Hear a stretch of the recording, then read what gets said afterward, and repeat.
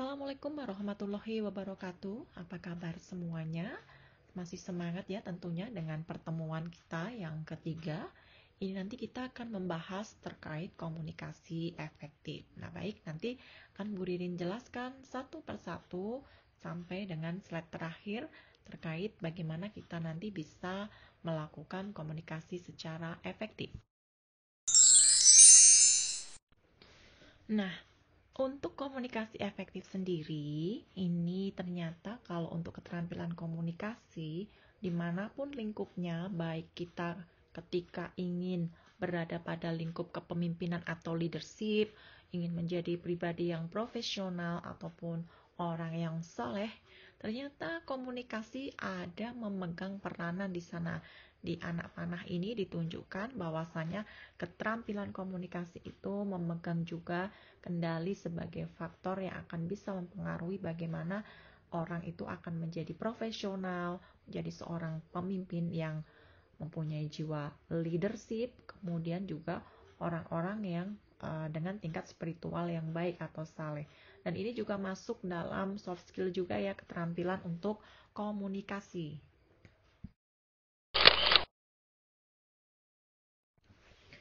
Komunikasi ini merupakan bagian yang sangat penting ya untuk mempengaruhi orang lain. Dalam rangka untuk apa? Menyampaikan apa yang kita inginkan, menyampaikan tujuan atau informasi yang akan kita sampaikan kepada komunikan atau si penerima pesan.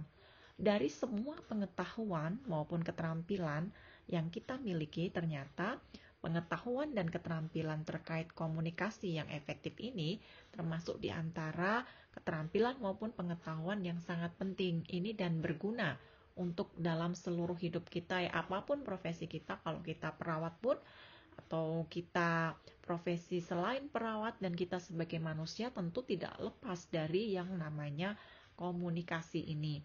Kemudian kemampuan berkomunikasi secara efektif ini akan menunjukkan kemampuan pengirim pesan dari sender atau pengirim pesan ya dengan jelas, kemudian efisien, efektif, dan dapat menerima pesan-pesan secara akurat tentunya oleh si penerima pesan atau si komunikan.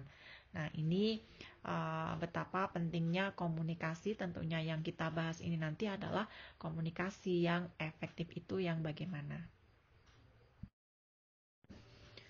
Fungsi dari komunikasi yang efektif ini adalah untuk mencapai pengertian satu sama lain. Ya, jelas ya ini ya bahwasanya dengan kita melakukan komunikasi seperti ini, Burin menjelaskan, ini juga ingin menyampaikan informasi supaya Anda memiliki satu pengertian terkait materi yang Burin sampaikan kepada Anda semuanya. Kemudian fungsi yang selanjutnya adalah membina kepercayaan. Ketika kita melakukan komunikasi, kalau kita perawat kepada pasien, nah ini trust atau kepercayaan itu bisa dibina dengan kita berkomunikasi. Kita melakukan pendekatan, menggali apa yang disukai, tidak disukai kan dengan komunikasi. Akhirnya dengan kepiawaian kita dalam menyampaikan komunikasi dengan baik, dengan sopan, dengan ramah, orang lain akan bisa menerima kita dan mempercayai kita. Apalagi apa yang selalu kita komunikasikan itu bisa kita pegang ataupun orang lain pegang, kejujuran, misalkan berjanji pun, misalkan komunikasi tentang kontrak dengan pasien ataupun orang lain selalu ditepati. Nah, ini akan membentuk sebuah kepercayaan atau trust.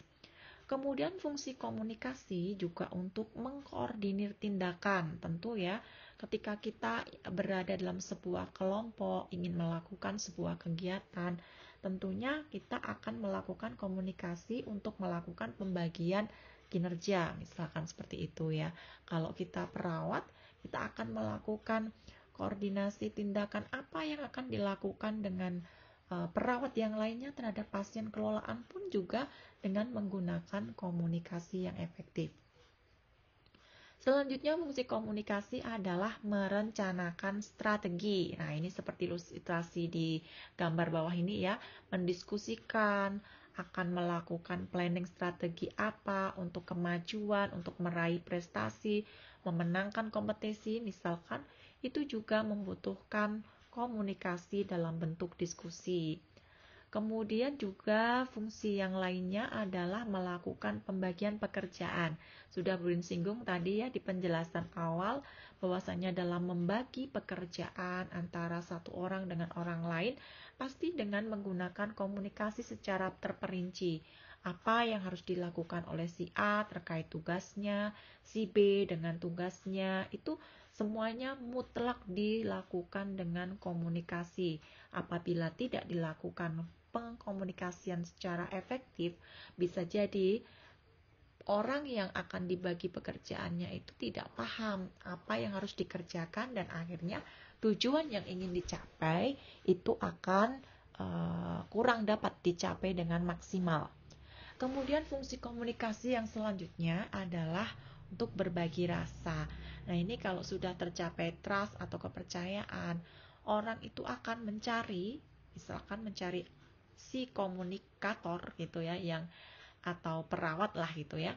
Perawat yang bisa memberikan rasa nyaman, rasa kepercayaan ketika diajak komunikasi itu juga nyambung, enak. Nah, ini mereka akan curhatkan, akan berbagi rasa apapun keluh kesah yang dirasakan terkait misalkan permasalahan kesehatannya gitu ya, permasalahan pribadinya itu akan bisa di-sharekan kepada Anda apabila memiliki kemampuan komunikasi yang efektif dan baik. Keterampilan komunikasi yang efektif ini kita wajib memperhatikan beberapa hal di bawah ini. Yang pertama adalah kemampuan dalam kita mendengarkan.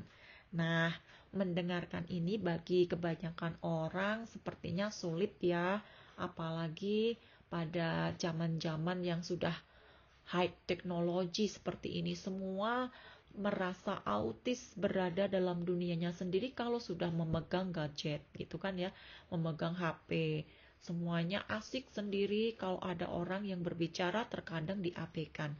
Nah, padahal untuk keterampilan komunikasi yang efektif ini, keterampilan yang sangat utama dan penting itu adalah bagaimana kita menghilangkan beberapa ego kita tadi ya, dengan hal-hal yang ego sendiri untuk di dunia sendiri main HP seperti itu, kita harus memiliki kemampuan mendengarkan gitu ya. Kemudian keterampilan selanjutnya adalah bertingkah laku asertif. Asertif itu yang bisa kondusif itu ya, bertingkah laku yang baik, yang sopan, yang ramah, bahwasanya kita menunjukkan sikap tingkah laku yang memperhatikan pada saat diajak komunikasi atau melakukan komunikasi, bukan sikap yang cuek, kemudian acuh tak acuh, kurang menghargai. Nah, itu tidak asertif. Kemudian keterampilan komunikasi yang efektif selanjutnya adalah bisa menyelesaikan konflik. Jadi bagaimana komunikasi yang kita lakukan itu bukan untuk justru mendebatkan sesuatu dan tidak menyelesaikan atau memberikan solusi terhadap sebuah permasalahan. Tujuan dari komunikasi ini adalah untuk menyelesaikan sebuah permasalahan, memberikan solusi gitu ya, yang tepat, memberikan pemahaman yang sama sehingga tidak terjadi konflik atau pertentangan. Kemudian keterampilan yang selanjutnya adalah membaca situasi. Nah, komunikasi yang efektif tentu akan dilakukan oleh orang yang mampu membaca situasi. Ketika situasinya misalkan ramai, pasiennya panik, pasiennya cemas, pasiennya sedang kesakitan, tentunya di saat itu kita tidak bisa memberikan komunikasi yang terlalu panjang dan lebar, tapi bagaimana kita bisa mengatasi dulu masalah yang dirasakan pasien. Contohnya seperti itu. Kemudian keterampilan selanjutnya adalah melakukan persuasi. Persuasi kalau yang di pertemuan yang terdahulu sudah kita jelaskan bagaimana bisa mengajak, membujuk untuk melakukan sebuah tindakan atau tujuan yang untuk perubahan tingkah laku ataupun sikap. Nah, ini adalah keterampilan dari komunikasi yang efektif. Sekarang waktu yang digunakan untuk mendengarkan itu bagaimana gitu ya. Ternyata menurut penelitian, ini di luar negeri semua ya, walaupun tahunnya sudah lama, tapi di sana dijelaskan bahwasannya keterampilan dalam komunikasi mendengarkan ini adalah prosentasenya lebih tinggi daripada hal-hal kegiatan yang lain seperti berbicara, membaca maupun menulis. Nah, ini betapa pentingnya ya dari survei penelitian itu adalah semuanya wajib mendengarkan gitu ya. Waktu yang digunakan untuk mendengarkan itu sangat besar.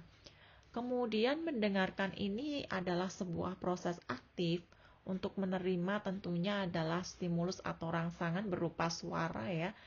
Itu ke telinga kita.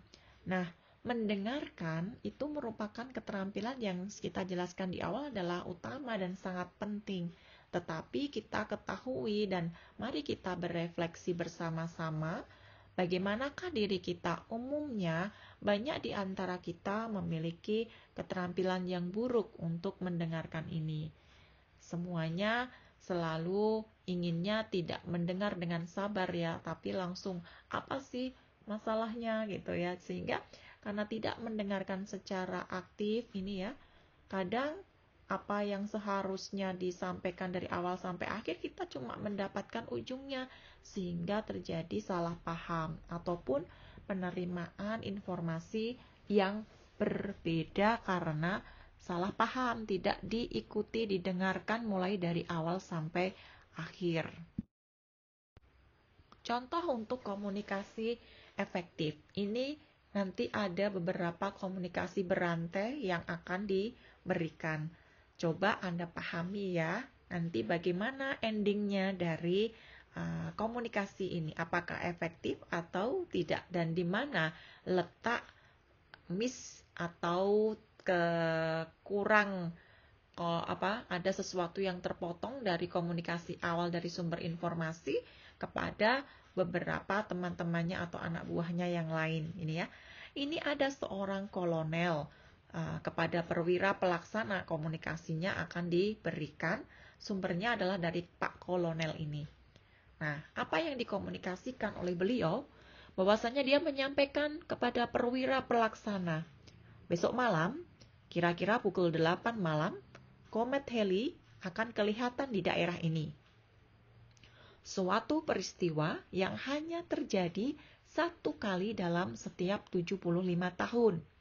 Kumpulkan pasukan di distrik militer setempat, lengkap dengan pakaian kerja, dan fenomena yang jarang terjadi ini akan saya jelaskan kepada mereka. Namun, seandainya hujan turun malam itu, kita tidak akan dapat apa-apa.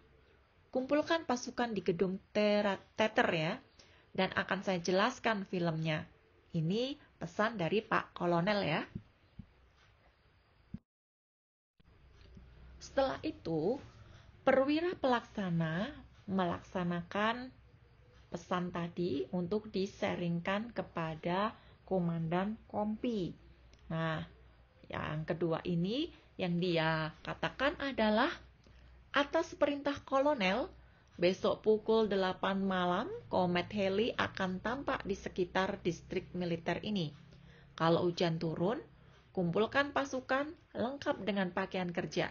Kemudian bariskan mereka menuju teater, di mana akan terjadi sebuah fenomena langka yang hanya akan nampak satu kali dalam 75 tahun. Anda bisa bisa memahami apakah dari komunikan yang kedua ini, Pak Perwira ini, dengan pesan pertama dari Pak Kolonel tadi, sudah ada yang berbeda atau sama gitu ya, pahami. Komunikasi selanjutnya adalah, karena tadi dari komandan kompi, sekarang komandan kompi akan kepada letnan, itu yang menyampaikan kepada letnan. Coba dicermati lagi ya. Ini sudah orang ketiga. Atas perintah kolonel, kira-kira pukul 8 besok malam, komet Halley yang fenomenal itu dengan pakaian kerja akan muncul di dalam gedung teater. Apabila hujan turun di daerah distrik militer, kolonel akan memberi perintah lain, yaitu suatu perintah yang hanya diberikan sekali dalam 75 tahun. Nah, mulai senyum-senyum tidak Anda? Bagaimana ini komunikasinya ya, baru ke orang ketiga. Sekarang orang keempat, letnan kepada sersan. Besok jam 8 malam, kolonel akan muncul di gedung teater dengan komet heli. Suatu peristiwa yang hanya akan terjadi satu kali dalam setiap 75 tahun. Kalau hujan turun, maka kolonel akan memerintahkan si komet turun ke distrik militer. Nah, tambah ketawa tidak Anda? Ini dari komunikasi orang keempat, yaitu letnan kepada sersan. Komunikasi yang kelima, sersan kepada prajuritnya. Cermati juga ya. Apabila besok hujan turun pada pukul 8 malam, Jenderal Heli berusia 75 tahun yang fenomenal itu, yang diiringi oleh Pak Kolonel, akan mengendarai kometnya untuk menuju distrik militer ini dengan menggunakan pakaian kerjanya. Nah, bandingkan dengan komunikasi dari sumber awal dari Pak Kolonel tadi, apakah pesannya seperti ini? Nah, tahu sendiri Anda kan sangat menyimpang gitu. Nah, inilah yang terjadi. Bagaimana komunikasi itu efektif atau tidak. Jadi butuh untuk diklarifikasi ya. Jangan sampai ternyata sampai ke orang kelima saja ini parah. Sudah sangat berbeda persepsinya dengan pesan awal yang akan disampaikan. Nah, disinilah nanti Pak Kolonel bisa marah-marah ini ya. Karena pesannya sangat berbeda sekali pada orang yang kelima ini. Dan dari orang yang pertama saja diajak komunikasi sudah sangat berbeda gitu ya.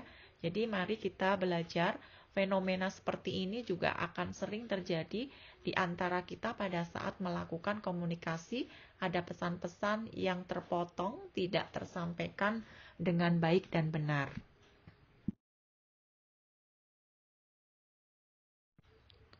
Nah, kemudian sebetulnya apa saja hambatan-hambatan dalam kita mendengar? Ternyata yang pertama adalah sibuk dengan diri sendiri. Ini banyak yang egosentris ya, sibuk dengan diri sendiri, tidak mau mendengarkan orang lain. Padahal ketika mereka berbicara, mereka juga pengen nih didengar gitu ya. Nah, ini harus kita tepiskan ya atau kita hilangkan. Jangan sampai seperti ini. Jadi kemampuan dalam mendengar ini sangat penting. Kemudian sibuk dengan masalah-masalah eksternal. Nah, ini banyak sekali ada pada orang-orang zaman sekarang.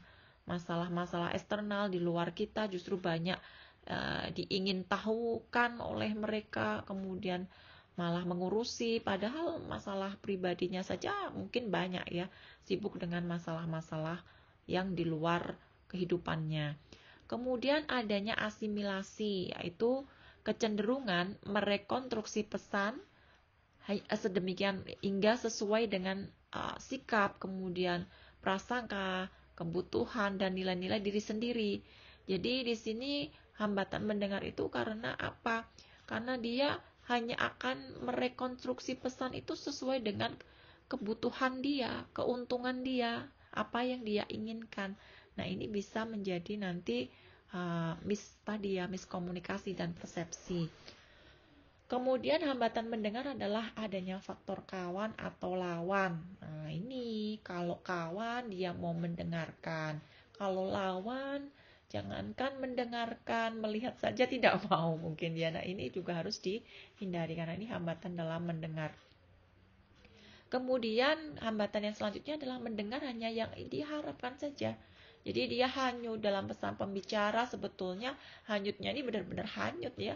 Tidak memahami, tidak mendengar apa yang dikatakan. Ya, dia hanya akan dengar kalau ada poin-poin yang sesuai harapannya. Nah, ini juga merupakan bagian dari hambatan mendengar yang bisa menjadikan komunikasi nanti akan terhambat dan hasilnya terjadi miskomunikasi dan persepsi. Ini juga berdasarkan survei, dari komunikasi ya, itu ada misalkan nada dan suara, kata-kata, kemudian bahasa tubuh ataupun nonverbal. Ternyata prosentase tertingginya adalah 55% itu di bahasa tubuh atau nonverbal. Berarti orang itu selain mendengar juga dia nanti juga akan banyak mengamati ya, mengamati bagaimana gestur tubuh dan apa nonverbal yang akan disampaikan itu akan lebih menarik atau tidak, orang itu akan diajak komunikasi gitu ya. Ternyata persentase tertinggi di bahasa tubuh atau gestur dan nonverbal. Selanjutnya, komponen apa saja yang ada dalam komunikasi efektif? Ini kan tentunya ada ide atau informasi atau gagasan yang ingin disampaikan. Kemudian harus ada yang memberikan pesan atau komunikator. Ada juga pesan yang harus disampaikan melalui media apa, saluran apa, apakah flip chart, apakah video, apakah gambar, seperti itu ya, ada media-medianya. Kemudian panca indera penerima atau komunikan ini juga harus terlibat, bisa melihat, mendengar gitu ya. Jadi ini adalah komponen-komponen yang harus dilibatkan dalam komunikasi efektif. Nah, dari bagian keterampilan komunikasi yang efektif, ini juga ada keterampilan dalam mempersepsikan. Dari keterampilan persepsi dalam komunikasi ini contohnya seperti ini. Ini karena Anda melihat gambarnya jadi pasti sama ya nanti membuatnya. Tapi kalau ini Anda komunikasikan ke audiens yang tidak tahu nanti pola gambarnya ini hanya dengan pesan, tentu nanti kalau mereka diminta untuk menggambar bisa jadi persepsinya akan berbentuk gambar-gambar yang berbeda-beda setiap orang gitu ya, kalau tidak mengamati, mendengarkan dengan baik seperti itu. Misalkan ada pesan, buatlah segitiga sama kaki dengan sudut lancipnya 45 derajat. Mereka nanti akan bisa membuat segitiga yang berbeda-beda gitu ya, sesuai dengan persepsi mereka. Buatlah lingkaran dengan menempel pada sudut lancip di bagian bawah sebelah kiri. Kalau ini tidak didengarkan, gambarnya nanti juga pasti akan berbeda. Buatlah bujur sangkar yang ujung kanan bagian atas menempel pada lingkaran. Nah itu persepsi yang beda, tidak mendengarkan dengan baik, gambarnya nanti pun juga akan berbeda. Apalagi yang terakhir, sehingga kesimpulannya ketiga bangunan tersebut membentuk sudut 45 derajat dengan sumbu horizontal. Nah, kalau persepsinya berbeda, hasil gambarnya nanti juga ada yang benar, ada yang menyimpang sekali gitu ya, ada yang setengah menyimpang gitu. Nah, inilah panduan atau pancingan untuk bagaimana sih keterampilan persepsi masing-masing orang dalam komunikasi. Komunikasi efektif pada publik ini bisa digambarkan seperti ini ya, hampir sama dengan terdahulu di komunikasi yang pernah Bu Ririn jelaskan, bahwasanya memang harus ada ide atau pesan yang memiliki tujuan yang akan disampaikan oleh seorang komunikator atau sender. Dan sender atau komunikator ini harus memiliki tentunya keterampilan komunikasi yang baik. Dia akan menggunakan berbagai media ataupun saluran untuk menyampaikan pesan kepada audiens atau komunikan. Ini banyak ya di publik soalnya. Jadi ada banyak orang-orang yang akan disampaikan pesan melalui sebuah media yang dia pilih. Apakah melalui misalkan PPT seperti itu, ataukah melalui pesan dengan menggunakan leaflet, kemudian flip chart, dan sebagainya, saluran yang lain, video. Nah, pesan yang disampaikan dalam saluran media kepada khalayak ini tentunya akan ada noise atau hambatan gitu ya, banyak hambatannya, hambatan-hambatan dari luar gitu ya, faktor-faktor yang mempengaruhi hambatan komunikasi. Mungkin ada yang tidak mau mendengar, lingkungan yang ramai, latar belakang pendidikan, pengetahuan yang berbeda, dan sebagainya. Nah, dari khalayak ramai ini untuk komunikan sendiri, itu akan menggunakan indera mereka dalam menangkap pesan yang disampaikan oleh komunikator. dia menggunakan kemampuan untuk melihat, mendengar gitu kan ya. Nah, dari apa yang sudah dilakukan oleh mereka ini tentunya akan ada umpan balik. Umpan balik dari komunikan atau audiens ke komunikator. Nah, ketika persepsinya sudah diterima dari komunikator atau sender ke komunikan, tentu ada persepsi ini dari khalayak ramai ini ya. Persepsi ini dipengaruhi tentunya banyak hal. Pengalaman masa lalu itu juga akan berpengaruh dalam mempersepsikan suatu pesan yang disampaikan. Kemudian juga persepsi ini akan memunculkan memori baru pada masing-masing diri individu komunikan ini. Sehingga dari memori baru terhadap pesan tadi yang sudah disampaikan itu akan membentuk sebuah perubahan ataupun sebuah memacu stimulus untuk melakukan sebuah tindakan. Tentunya tindakan yang baik sesuai dengan apa yang dia persepsikan dari pesan yang sudah disampaikan oleh komunikator. Ini faktor-faktor komunikasi efektif, tentunya siapa komunikator, siapa komunikannya, ini harus menjadi faktor ya. Kalau komunikatornya nanti sudah mempunyai keterampilan dalam komunikasi yang baik, tentunya bisa menyampaikan dengan baik. Tapi kalau sebaliknya juga akan menghambat terjadinya komunikasi. Kemudian faktor yang selanjutnya adalah ada pesan yang ingin disampaikan. Kalau tidak ada pesan ya bagaimana akan mengkomunikasikan apa gitu ya. Ada media yang digunakan, banyak sekali media yang bisa digunakan. Kemudian tempatnya di mana, lokasinya di mana, apakah tempatnya luas, apakah tempatnya sempit, nyaman atau tidak, ini juga akan berpengaruh pada komunikasi.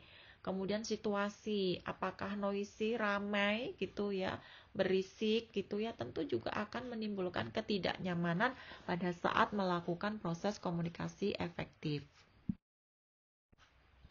Untuk hambatan komunikasi efektif ini kita juga masih sama sepertinya dengan yang komunikasi secara umum kemarin.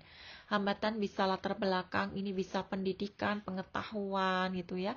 Sudah belum jelaskan dulu bahasa. Nah, ini bahasa kalau komunikator dengan komunikan bahasanya berbeda ya tentunya komunikasinya tidak bisa dipahami oleh komunikan itu ya. Sikap yang ramah, sopan, tidak terkesan menggurui, itu juga akan melancarkan komunikasi. Tapi kalau sebaliknya, tentu akan menghambat komunikasi, itu ya. Kapan waktu yang tepat? Ketika misalkan baru waktu istirahat, waktunya misalkan pasien itu untuk tidur, diajak komunikasi, tentu kurang pas dan kurang tepat dan pasti akan ditolak, gitu kan ya. Kemudian lingkungan seperti penjelasan tadi ya di faktor komunikasi juga, lingkungannya bagaimana, lingkungan dengan orang-orang yang mendukung, orang-orang yang kondusif, lingkungan yang tidak berisik, tidak terpapar ini ya polusi suara, itu juga akan mempengaruhi proses komunikasi. Kalau hal itu tidak kondusif, itu akan menghambat komunikasi.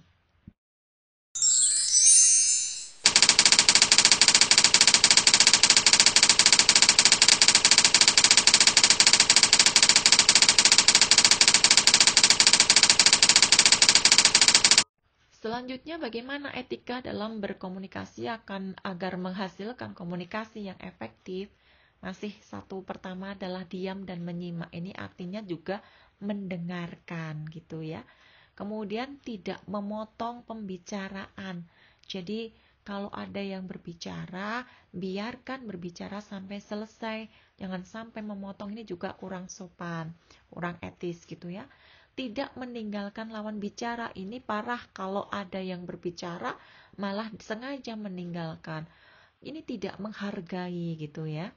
Kemudian tidak menepis pembicaraan lawan, ini hampir sama dengan memotong, atau kadang ini kalau menepis ini baru ada orang ngomong sudah di judgment, bohong misalkan seperti itu ya, ini harus dihindarkan. Kemudian tidak berusaha menunjukkan bahwa kita lebih pandai. Nah, ini etika berkomunikasi. lakukan komunikasi dengan santun, tidak menggurui tadi ya, tidak menunjukkan bahwasanya kita paling pinter gitu ya, tapi bagaimana secara santun, secara rendah hati itu diberikan komunikasi itu dengan sebaik-baiknya. Ini etika dalam berkomunikasi.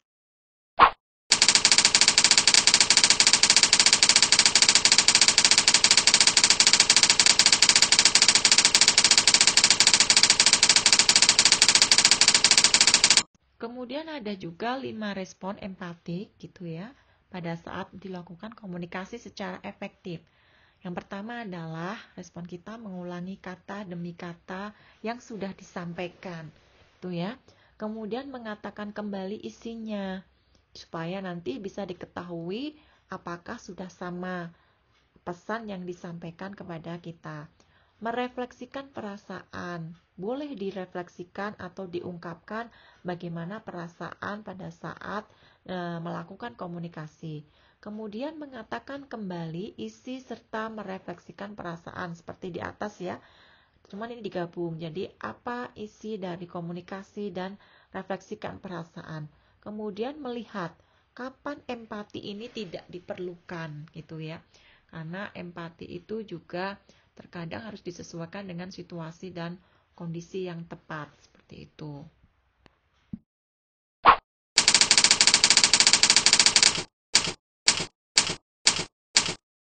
Saat melakukan komunikasi efektif, ungkapan itu juga bisa menunjukkan pengertian apa yang diungkapkan itu ya.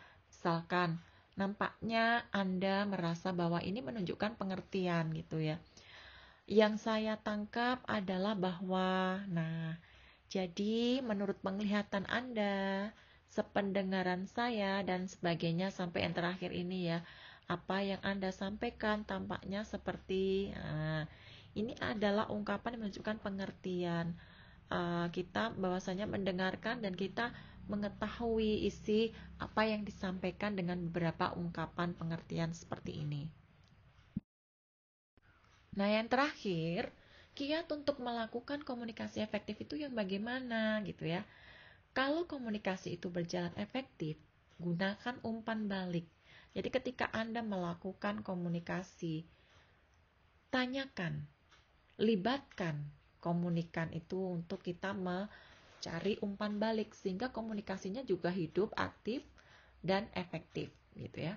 Kemudian saluran komunikasi yang banyak, gunakan media ataupun saluran komunikasi yang menarik.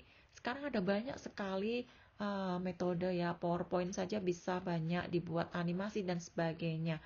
Kemudian media channel yang lainnya juga banyak yang bisa untuk menyampaikan komunikasi sehingga efektif untuk penyampaian informasinya. Mengenali siapa penerima pesan ini juga perlu kita perhatikan pada saat melakukan komunikasi efektif. Siapa yang akan diberikan pesan tersebut, dari tingkat pendidikannya, pengalamannya, pengetahuannya gitu ya. Latar belakang mereka harus kita ketahui, kita kenali gitu ya, sehingga nanti kita bisa menyesuaikan apa yang harus diberikan itu. Berarti kemasannya bagaimana, bahasanya, kemudian kemasan pesannya apakah ringan, berat, itu kan akan menyesuaikan. Kemudian komunikasi melalui tatap muka itu lebih efektif ya, karena face to face bisa mengetahui ekspresi ini sudah mengerti, paham atau belum, atau masih bingung, bisa feedbacknya atau umpan baliknya juga secara langsung gitu ya. Kemudian menyadari dampak bahasa tubuh. Ketika komunikasi efektif ini dilakukan, kita harus banyak menggunakan bahasa tubuh ya, karena tadi riset juga banyak dari gestur. Jadi komunikasi kalau tanpa gestur ini juga akan kurang menarik gitu ya, monoton, hanya saklek, diam, duduk tanpa ekspresi ya. Kalau kita komunikasi pada saat semangat ya, bagaimana kita menunjukkan gaya bahasa tubuhnya juga semangat, powerful. Ketika itu humor, tertawa, bagaimana kita juga tersenyum tertawa gitu ya. Itu salah satu untuk yang menyadari dampak dari bahasa tubuh. Kemudian menanggapi isi pembicaraan. Kalau misalkan ada tadi umpan balik dari komunikan, ya kita harus menanggapi gitu ya. Jangan sampai kita justru tidak memberikan feedback balik gitu ya, untuk feedback ulang kepada komunikan. Kemudian lakukan komunikasi yang secara efektif ini adalah sopan dan wajar, tidak berlebihan gitu ya. Sopan tetap ini termasuk di gestur tadi akan kelihatan kita sopan atau tidak. Semuanya wajar-wajar saja, cara penyampaiannya tidak terlalu berlebihan. Kemudian kalau mungkin kalau bahasa Jawa tidak terlalu kemayu gitu ya. Ini yang wajar saja. Kemudian menghormati semua orang. Jadi kita respect kepada semua orang, apapun itu, karena nanti akan berbalik. Kita respect, pasti orang lain juga akan respect gitu ya. Kemudian mengendalikan emosi. Nah, ini bagi yang temperamen harus bisa dikendalikan, direm sejenak. Jadi harus bisa mengendalikan emosi manakala pada saat melakukan komunikasi efektif ternyata audiens atau komunikannya kurang berkenan dari wajahnya, sikapnya, itu kita harus bisa mengendalikan emosi. Atau yang kita sampaikan di debat misalkan oleh komunikan, itu pun kita harus bisa mengelola emosi supaya kita tidak marah, nada komunikasi kita tetap nice, tetap stabil, tetap menyenangkan, tetap memahamkan, seperti itu. Dia harus bisa mengendalikan emosi. Itu tadi materi kita terkait komunikasi efektif. Semoga bermanfaat, bisa dipahami oleh Anda semuanya dengan baik. Itu ya. Terima kasih atas atensinya. Mohon maaf apabila ada salah kurang. Wassalamualaikum warahmatullahi wabarakatuh.